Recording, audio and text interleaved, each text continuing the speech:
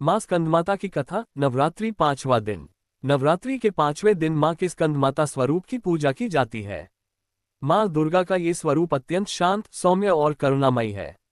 माँ स्कंदमाता भगवान कार्तिकेय की माता है। कार्तिकेय को स्कंद भी कहा जाता है, इसलिए माँ का नाम स्कंदमाता पड़ा। वे अपने सिंह वाहन पर विराजमान रहती हैं और अपनी गोद में बाल स्कंद को धारण करती हैं। उनकी 4 भुजाएं हैं। एक हाथ में कमल का पुष्प, दूसरे हाथ में शिशु स्कंद, बाकी 2 हाथों से वे भक्तों को आशीर्वाद देती हैं। मां स्कंदमाता को कमलासन पर विराजमान होने के कारण पद्मासना देवी भी कहा जाता है। कथा का महत्व। पुराणों के अनुसार जब राक्षसों का अत्याचार बढ़ा तब देवताओं ने भगवान शिव और मां पार्वती से प्रार्थना की। मां ने कार्तिकेय को जन्म दिया, जिन्हें देवसेना का सेनापति बनाया गया। कार्तिकेय ने असुरों का संहार कर देवताओं को विजयी बनाया। इसी कारण मां पार्वती को स्कंदमाता के रूप में पूजा जाता है। मां स्कंदमाता की पूजा करने से भक्त के सभी कष्ट दूर होते हैं। ऐसा माना जाता है कि मां की आराधना से संतान सुख की प्राप्ति होती है और जीवन में शांति व समृद्धि आती है। पूजा विधि। 1. प्रातः स्नान कर स्वच्छ पीले या नारंगी वस्त्र पहने। 2. पूजा स्थल पर कलश स्थापना कर मां स्कंदमाता की प्रतिमा चित्र रखें।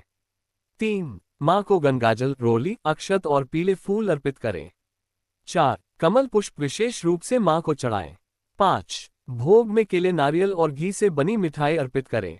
6. मंत्र जपें, ओम देवी स्कंदमाताय नमः। 7. दीपक और धूप जलाकर आरती करें। प्रिय प्रसाद, केले, नारियल, गुड़ और घी से बने पकवान।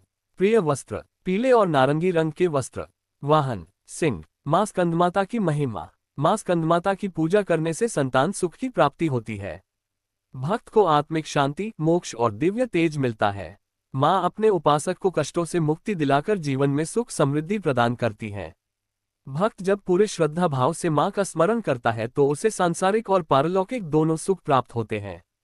इस प्रकार नवरात्रि के 5वें दिन मां स्कंदमाता की पूजा करने से भक्तों को संतान सुख, जीवन में शांति और मोक्ष की प्राप्ति होती है।